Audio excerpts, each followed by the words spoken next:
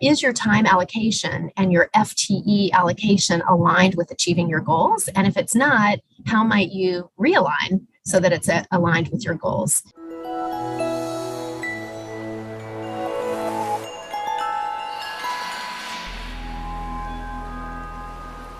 You're on the Faculty Factory podcast, and I'm Kim Skorupski, and I'm looking at my friend and colleague, Dr. Jessica Kahn. Good morning, Jessica. Good morning, Kim. Well, Jessica Kahn and I go way back through the AAMC, the Association of American Medical Colleges Group on Faculty Affairs, Research and Program Evaluation, Project Development Committee, one of the Research and Project Development Committee. And I've always admired Jessica because she's one of these people who is busier than anybody, but also the person who, when you want something done, you go to Jessica because she's so busy. It tells you she's a great time manager and she gets things done. Jessica, will you please tell everyone what is your role at Cincinnati Children's Hospital Medical Center? Sure. Thank you, Kim. So I serve as Associate Chair of Academic Affairs and Career Development for Cincinnati Children's Hospital Medical Center, and also I direct a division of Adolescent and Transition Medicine. Yes, and I also remember working with you for years on our committee at the GFA, and Mallory DePalma. I mean, this is another, I don't know if Mallory is still with you, but I loved her. And I just want to give a shout out because a little entree into what we're going to talk about today is good people and good team. And I just remember Mallory being so instrumental in our getting the poster evaluations and poster judging process up and running. And she was great. So if she's there, even if she's moved on, please give a Mallory DePalma shout out from me. I will. Well, Jessica, you wanted to talk today about 10 strategies for success. So this is important, not only for those of us who've been around and in the game for a while, but those of us who are new to academic medicine and new in our career. So I can't wait to hear what your strategies. Dr. Kahn, take it away. Thanks so much, Kim. I am so excited to be here with you. I've been looking forward to this for a long time. So I wanted to talk about 10 strategies for success for junior faculty. And these may be also relevant for mid-level or more senior faculty as well, but it's geared towards junior faculty. And what I hope is that by the time we're done with this podcast, that our listeners will be able to apply those strategies for optimizing academic productivity and navigating the academic health center where they are, and also building resiliency to achieve their career goals. Okay. So the first strategy for success is to create an individual development plan and a developmental network plan. So the famed IDP and DNP. And I really think that those are roadmaps for our success as faculty.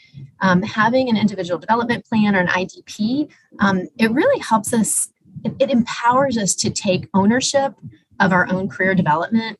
And when you have an IDP, which includes like your short-term goals, your long-term goals, the steps that you might take to achieve those, it helps us to increase our self-awareness. It helps us increase our clarity and focus about those goals, and it helps us to prioritize. And in doing so, that increases our efficiency and our effectiveness in meeting our career goals, and also helps to decrease burnout, because when we know where we're going and we can prioritize, then we can let go of things that don't get us where we're going, and that helps to decrease our burnout, increase our vitality. Having an IDP also, I think, helps to increase motivation and confidence and resilience. And also, it's very helpful with communication. So if you have a mentor you're going to have a meeting with, or you have a career development committee or a scholarship oversight committee, having that IDP ready and showing it to your mentors or your mentoring committee can be a really great way of communicating your goals to them and getting their feedback. When I talk about creating IDPs, I usually talk about 5 key steps to creating your IDP. And the first step, and probably the most important, is defining what career success means for you, right? And also familiarizing yourself with the promotion criteria in your track.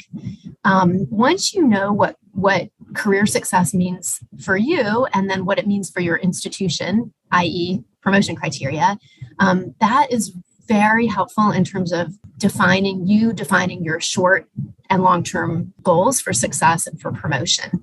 And once you've defined those short and long-term goals, the next step is to carefully think about and analyze your time allocation and your activities. So is your time allocation and your FTE allocation aligned with achieving your goals? And if it's not, how might you realign so that it's aligned with your goals? And then the fourth step is creating a timeline for achieving your goals and thinking about anticipating what resources and skills are needed to achieve your goals along that timeline and what barriers you might experience so that you can think about yourself and with your mentors and with your mentoring team, how you might mitigate those barriers.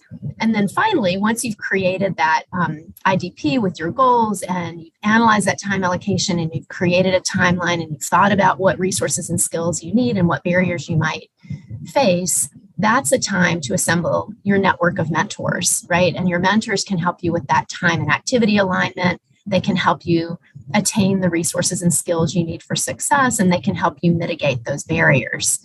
And so that takes me to the next item, which is a developmental network. So a developmental network is similar to a mentoring team, but it's a group that provides you with different types of career support and different types of psychosocial support as you pursue your career goals and as you try to attain the goals in your IDP.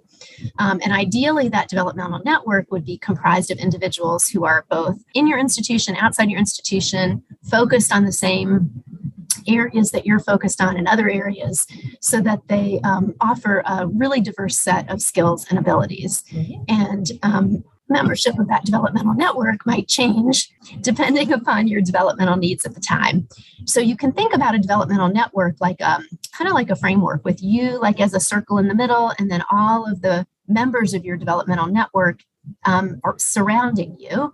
And those might be people who provide you with, say, career mentorship or leadership mentorship or research mentorship. They might be peer mentors, they might be senior mentors, they might be junior colleagues, right? They might be someone who is a mentor on a special project and so on. So creating that kind of diagram for yourself with you in the middle and then all of the mentors in that developmental network who might be helpful for you to achieve your IDP can be really helpful. And a developmental network plan, the advantages of that are that it not only provides you with career support, right? So it provides you with visibility, with mentorship, with sponsorship, exposure to others within the organization. But it can also provide you with psychosocial support, right? It can help you feel affirmed and confirmed and supported. It can support your career success, your personal learning. And I think when people have this type of developmental network plan, it really helps to improve your satisfaction at work and also your organizational commitment. Great, thank you. Number two. So number two is optimizing collaboration, right? So you and I can review a lot of CVs for promotion, and I'm sure that sometimes you see what you consider a red flag. So two red flags that I see when I'm reviewing a CV is one, for academic faculty, when I see that they are the lead or the principal investigator or PI on all projects and all of their papers are first author.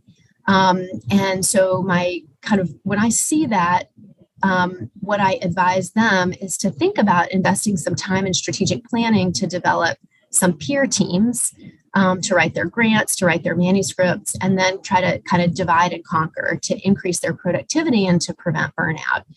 And then the second red flag that I see is sometimes I'll see a CV in which the faculty member is involved in many, many projects, sometimes 10 or 20 or more as the sole site PI or sub-investigator, and they have no publications. So there may be 1% effort on multiple grants as site PI, but they're not being invited to be on those publications. So what I advise those faculty is to be cautious about agreeing to be a site PI or a sub-investigator on a project if that project won't result in tangible benefit to you, because often those positions come with a very tiny amount of funding, and it always takes longer than the amount of funding that you're given. Huge. And so try to negotiate with that team to have a more meaningful role.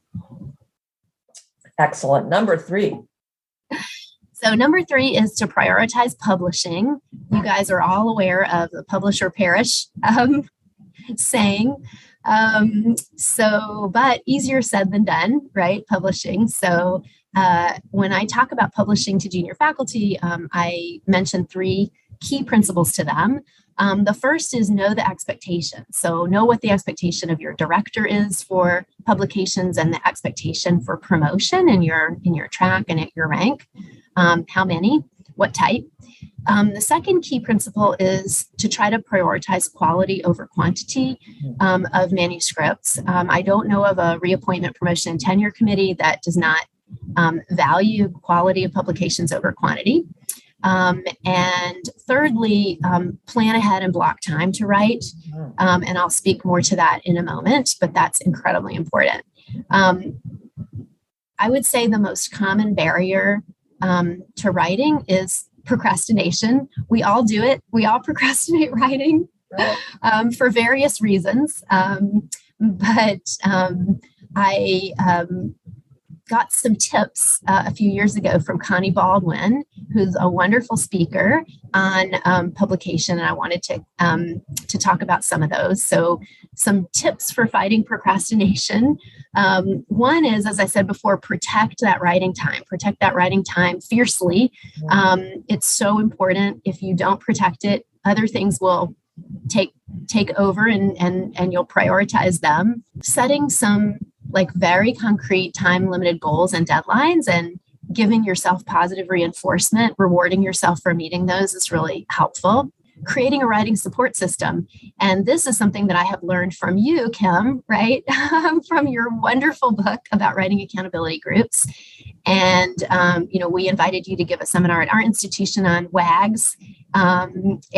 We gave everyone a copy of WAG Your Work. And we've started a lot of those groups, and they have been incredibly helpful. So creating that writing support system, whether it's a WAG or whether you just find a colleague to write with, can really help you fight procrastination. You can get each other motivated. Another tip is just to try to maximize the fun and minimize the punishment of writing. So, find a time and a place to write that's enjoyable for you. Maybe you get some music going. Make sure you're comfortable. You're not too cold. You're not too hot. You have drinks. You have snacks. You take breaks. You don't expect yourself to write for 3 hours straight, which is really for all of us. We would consider that a punishment, and we would never want to do that again. So, optimizing fun, minimizing punishment. And then another tip is just to curb our natural perfectionistic urges. We want everything to be perfect. We want every sentence to be perfect. And It doesn't have to be perfect to get done. You just want to get the writing on the paper. You can always go back and revise later on. And you'll have so much more of a sense of accomplishment if you just, get it written. And the other thing that Connie Baldwin talks about is tips for maximizing your writing productivity. And we talked about a couple of those. So developing those regular writing habits during what is your prime time, and controlling your writing environment. So for me, I focus best in the morning, and I'm most highly caffeinated in the morning. Mm-hmm. So that's a time I block for writing. For me, in the afternoon, that's kind of my low energy point in the afternoon, 3 or 4 p.m. And I am an extrovert. So people give me energy. So I schedule all my meetings in the afternoon because I know that people will, generate energy. But my writing has to be in the morning, I'm useless in the afternoon. So think about what's your prime time for writing. Yeah. One tip that I have learned that I always use is to try to end a writing session at a new starting point. So when you get to the end of your writing session, think about what's the next paragraph you're going to write, what's the next point you're going to address, and jot that down. Mm-hmm. So that, because when you come back to writing again, your brain is cold and can't remember that. And that just helps you just dive right back in. The only other tip I would mention today is revising from large scale to small scale. So starting with an outline, sending that out to your co-authors and getting their feedback on it before you dive in. And then really working on the big picture, like components of the paper, like what is the structure of your paragraph going to look like? What's your transition going to be? What examples are you going to use? How are you going to transition to the next before you go in and start wordsmithing word by word by word? Because what happens is if you spend an hour wordsmithing a paragraph and then one of your co-authors says, oh, I don't like that paragraph and cuts it, you've just wasted an hour wordsmithing. Oh, so good. About like revising large to small scale can be really helpful. Great. Number 4, Dr. Kahn. So number 4 is to market yourself. So I think all of us learn as we move up in institutions and as we take on leadership positions that doing great work and working really hard is often not good enough to achieve our goals, whether those are career goals or leadership goals, and that building relationships and networking and marketing oneself and promoting oneself in whatever way is comfortable for us is really key to standing out from the crowd. There are a number of things that get in the way of marketing yourself and self-promotion. And I would say this is especially true, not exclusively true for women, is first of all, cultural norms, that we've all been socialized to adhere to, not to promote ourselves. Lack of self-confidence is a reason we don't promote ourselves. And then not knowing our strengths, like not knowing our authentic self and what our strengths are and what we bring to the table. So if we're going to market ourselves, we really need to start with confidence in our own abilities, knowledge of our abilities and strengths, confidence in those, and like a visualization of ourselves as a confident leader. Some tips for marketing yourself are, again, knowing your strengths, your capabilities, your accomplishments, and then also, once you know those, practice articulating those in the way that's most comfortable for you. The second marketing tip I would propose is doing the best you can to take credit when people give you credit for accomplishing something, right? So, of course, it's wonderful and appropriate to acknowledge and praise your team and your boss, but try to accept those compliments gracefully and don't minimize them, right? So I know we've all done this ourselves, and we've witnessed others saying when they are given credit or praised for accomplishing something, oh, I was just lucky, things just worked out for me, right? But a graceful thank you. Thank you. Boom. Just a thank you, a simple thank you. It's amazing how hard it is to just say thank you. Yeah. So practice that. And the third marketing tip I would propose is try really hard not to be self-deprecating. Again, particularly true for women, but true of many of us. We know people are we or others are being self-deprecating when we hear things like, this might be a dumb question, but, or I don't really know much about this, or I'm not really an expert on this, but. So try really hard, though it's difficult, to eliminate those from your language. That really helps you to project confidence and market yourself. Oh, Jessica, you're helping me to remember the article that came out in 2019 in Academic Medicine, Borman Shope et al., Knowing Your Personal Brand, What Academics Can Learn from Marketing 101. So that is just a perfect, I love, that's so important. We don't think about that in academic medicine, marketing and branding ourselves, but that Borman Shope et al., Academic Medicine, all about personal branding and marketing. Thank you, Jessica. Number 5. So number 5 is investing time in networking. We all need to remember that opportunities present themselves to those of us who are visible. We often think if we just, again, put our heads down, work really hard, people will notice us and give us opportunities. But opportunities really come to the prepared. And so I think a tip I'd have is to analyze your network, who's in your network, who are you interacting with regularly, And then who do you need to add to your network to achieve those goals? Again, going back to your IDP. So, for example, who can mentor you? Who needs to be in your mentoring network? Who can sponsor you, right? Who can identify you for opportunities? Who has access to resources that you might need? And then when you network, to try to be authentic and communicate effectively, warmly, follow through, and always try when you're networking to speak positively of others. I think, many of us are drawn to social media platforms for our networking, like LinkedIn and Facebook and Twitter and so on. But I think there's just nothing like that personal one-on-one networking, whether that be virtual or whether that be in person, but just setting up a time to meet with someone, have a cup of coffee with them, get to know them. The investing time in networking can really pay, huge dividends. Absolutely. I love it.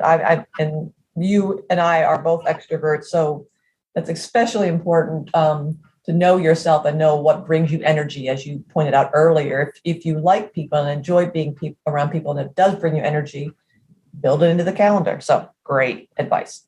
Number 6, please, Dr. Jessica Kahn.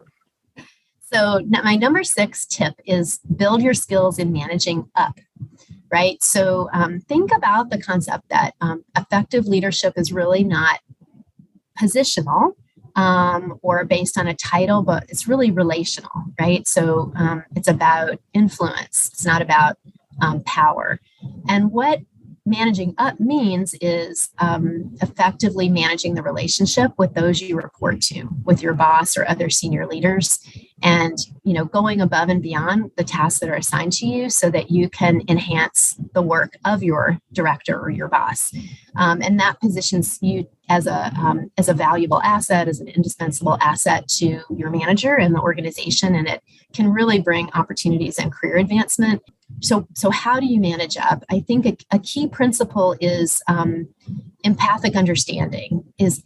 So what I mean by that, it's trying to understand where your boss is coming from. So viewing issues from 2 levels up. We often view issues from 1 level up, our own director or boss, but think about, who does your boss report to? What do they want from your boss? What are your boss's incentives? What are their goals, at a personal level and institutional level? What are their beliefs? What drives them? How do they process information? How do they make decisions? Think about what's the truth that your boss needs to know, right? You're on the front lines. You have valuable, indispensable information. So important to think about what they need to know, and then learn to anticipate your boss's needs, right? Like what makes her tick, what ticks her off, what's her work style, her communication style, her priorities, that kind of thing. Some helpful strategies for managing up once you've thought about, what the priorities and incentives of your boss are. One is communicate really simply and clearly. It is, I think it's hard for us to understand just how busy some of our bosses are, right? So keeping, for example, any communication, especially email, short, straightforward, infrequent, avoiding those blind copies and CCs, that kind of thing. Acknowledging your boss's value and importance in public, acknowledging their contributions. When you need to disagree with your boss, disagreeing in a very productive and respectful way, trying to link that disagreement to common goals. And if we do have to disagree, providing suggestions and a range of alternative options. And then just being patient, because building understanding, reciprocal understanding with your boss and building trust just takes time and experience. But with time, you will develop that experience. I love that. I've never thought about the 2 levels up. So that is so important. I've always thought about what will make my boss look good and what does she need to do in her job. But I've never thought 2 levels up. That's so important, especially when we're early in our career, thinking about when we're usually lower in the career ladder trajectory and lower in the food chain, if you will. So yeah, you have to think up. So 2 levels up is a really good strategy. And I love the ticks. Know your boss's ticks, what makes him or her tick and what ticks him or her off. I love the ticks. I'm going to remember that. So number 7, this might strike fear into some of the listeners, but you have to engage effectively in organizational politics.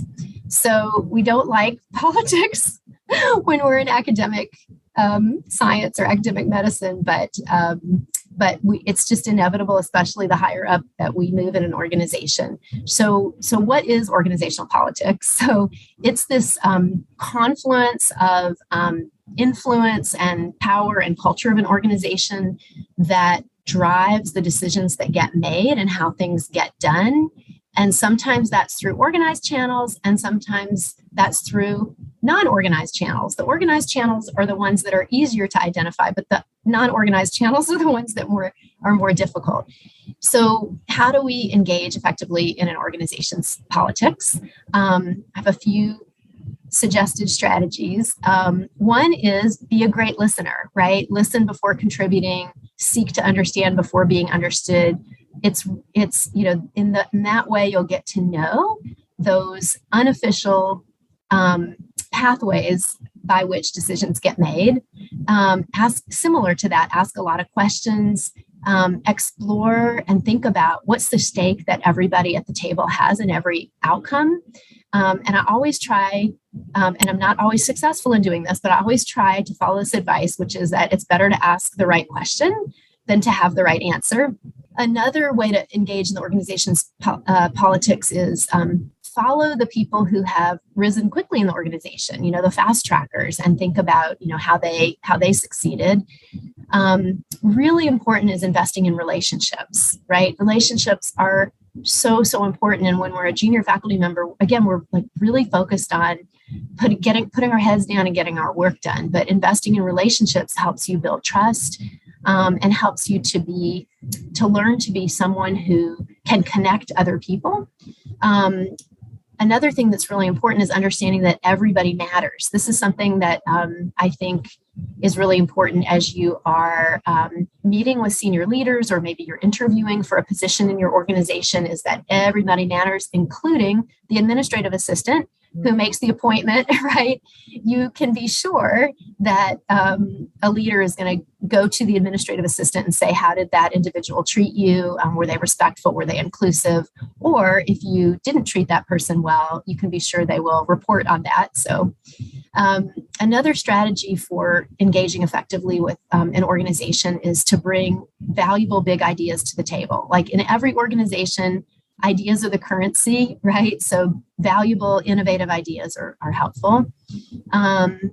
Another thing that I've learned over the years is in terms of engaging with organizational politics, it's always best to take the high ground and try to uphold everybody's dignity, to try really hard to engage in gossip.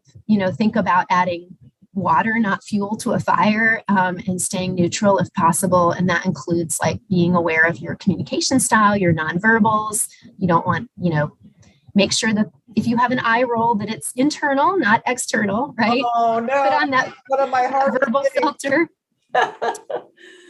And finally, if you are upset about something that's occurred, and you will be, like that's just inevitable, take that deep breath, sleep on it.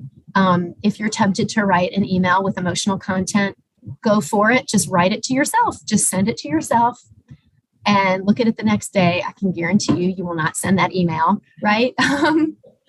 And you might also want to use some of your, your mentors to think about how to respond to a situation and sort of process it with them, but to try really hard not to, react in the moment. So smart. I love the adding water, not fuel, to a fire. Very good reminder. Jessica, number 8. All right. So number 8 is to try to think and act strategically, right? So getting your head above the water, taking like the 10,000 foot view. So thinking strategically is having the ability to think about what is the reality now and what could be, and really make choices that lead to your desired outcomes. And successful strategic planning, like whether as an individual or with your team, That a successful strategic plan describes not just like what you choose to do, what you're planning to do, but also what you're planning not to do, right? It shouldn't include all priorities. And the goal really is focus. And with strategic planning, less is more. And it's very action oriented and has clear ownership, clear actions, and clear metrics. So I think thinking strategically is really important for us in this era of high rates of burnout, especially because a strategic plan can really help you figure out what, if you know exactly what you're going for and what your goals are, then it becomes so much easier to say no to the things that are not going to get you there. So it helps you to prioritize and helps to prevent burnout. Absolutely. Number 9, Jessica. So 9 is it's around time management, to try to control your work and not let your work control you. This is one of those strategies that's easier said than done, right? But we're always trying to take control of our time. But to try to think about how we can be in control and a master of our schedule and not a victim of our schedule, right? So one of the strategies is to learn how you work best. And I mentioned this a little bit before. So, for me, tasks that require focus and concentration, I do in the morning, and then I schedule my meetings in the afternoon. But everyone needs to figure out for themselves when and how they work best. Consciously prioritize like what you want to devote energy to. And then I would say, although it seems counterintuitive, try really, really hard to take all those vacation days. Try as hard as you can to block off time, evenings and weekends for rejuvenation. And, maybe you want to just block random times for rejuvenation on your calendar. I had a research nurse who worked with me once, and every year she would take her birthday and her husband's birthday off, and they would just go off on that random day. It wasn't a holiday. It wasn't a vacation. It was just a day in the middle of the week. Yeah. If their birthday fell on a weekend, they would take a weekday and just block off that random day. Love it. And there's a concept that I've really been drawn to is these 3 strategic practices to help take control of your time. And they are called strategic abandonment, strategic delegation, and strategic alignment. So strategic abandonment is thinking about what activities that you're doing yourself that can be transitioned, that can be dropped, or that can be streamlined, that you can do more efficiently.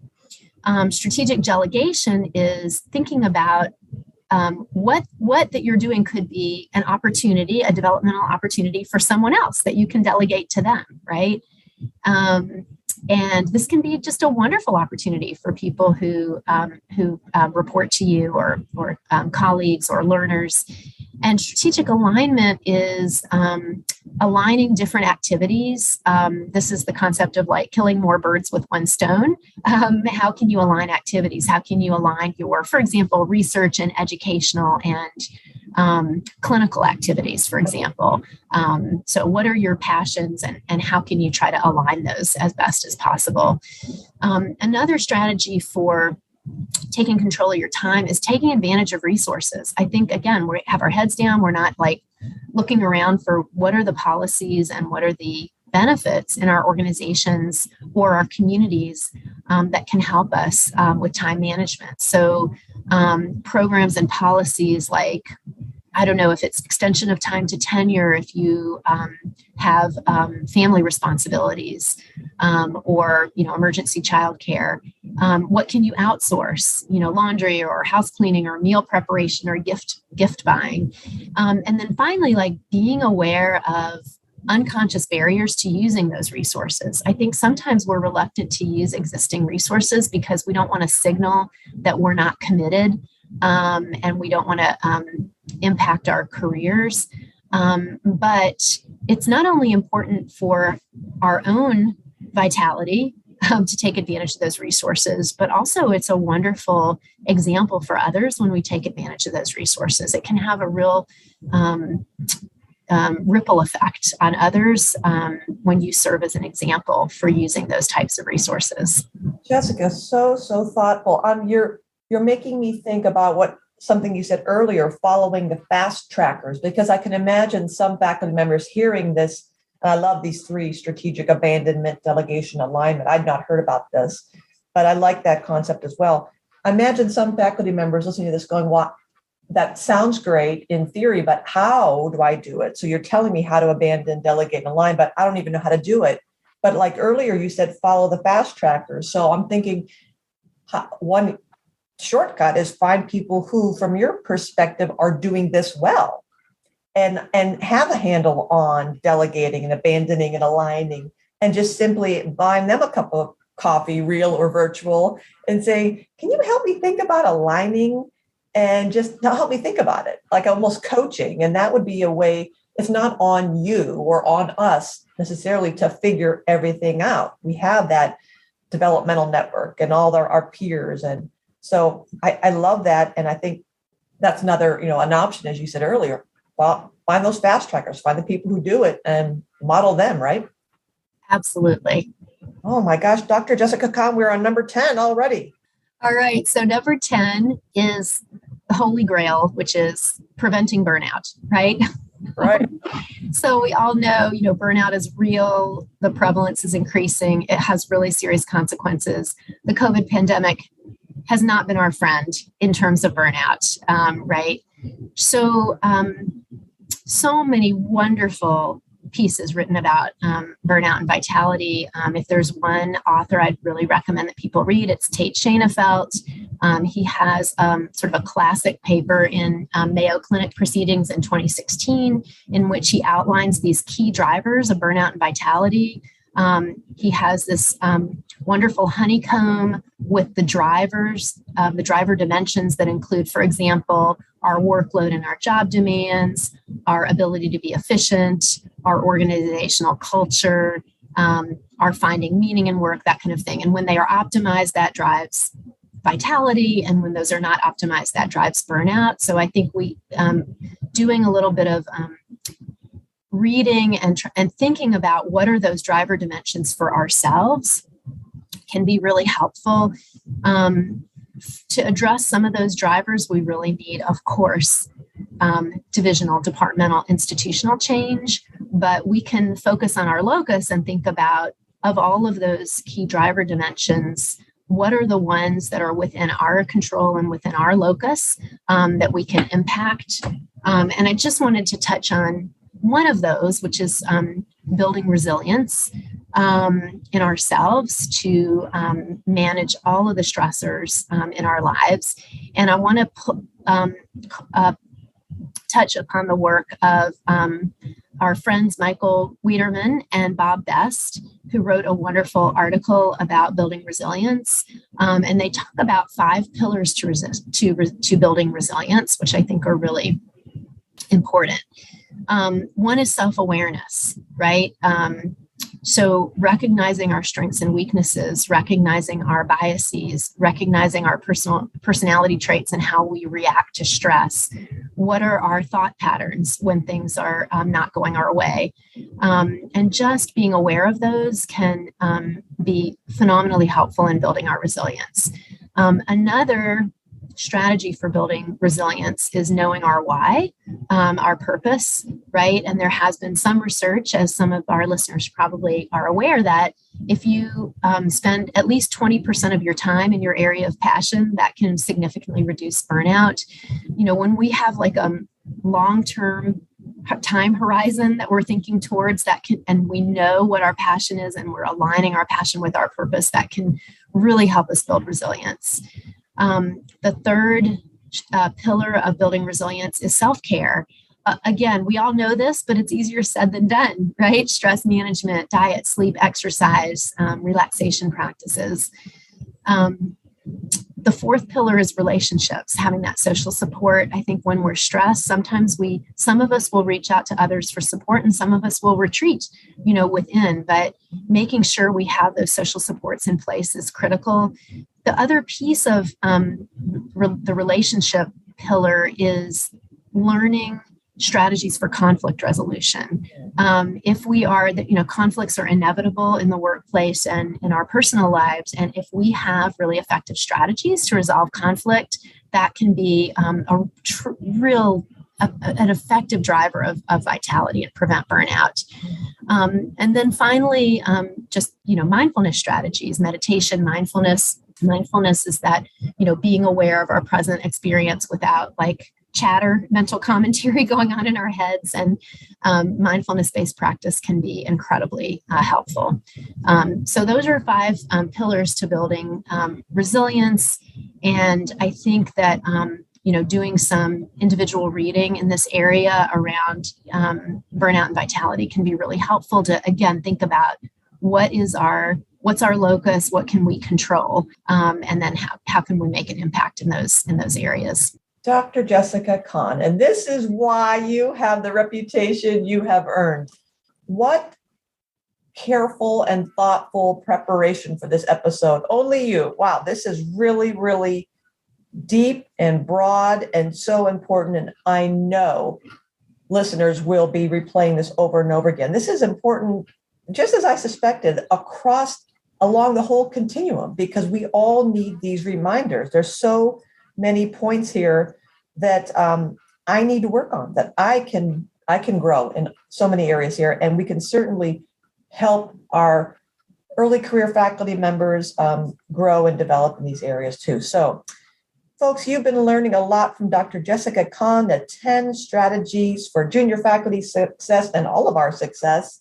And you can find Dr. Kahn at Cincinnati Children's Hospital Medical Center, where she's doing great work, obviously, and a lot of it. And are you still even the president of your professional society on top of everything else? Oh, I'm the immediate past president of the Society for Adolescent Health and Medicine. It has been such a joy to be with you again. You're doing such important work. We love the Faculty Factory podcast, and thank you so much for inviting me. I really appreciate it. Well, no, thank you. And everybody, thank you for being a part of this community. We are a community. We are a family. So be a part of the family. Suggest someone to be on the podcast, and that could be you. Just shoot me an email, facultyfactorykim@gmail.com. That's facultyfactorykim@gmail.com. Thank you, Jessica. I really, really appreciate you. Thanks. You too, Kim. Bye-bye. Thanks for tuning in to Faculty Factory Podcast. The mission of the Faculty Factory is to build and support a community of leaders in faculty development who share tools, resources, wisdom, and encouragement in service to our faculty members, schools, and institutions. We encourage you to go to facultyfactory.org to find out more. Get in touch with me, ask me any questions. Maybe you want to be interviewed on the podcast. Thanks for tuning in to Faculty Factory Podcast. We'll see you next time. The Faculty Factory podcast and website is sponsored by the Johns Hopkins University School of Medicine Office of Faculty. For more information, visit facultyfactory.org.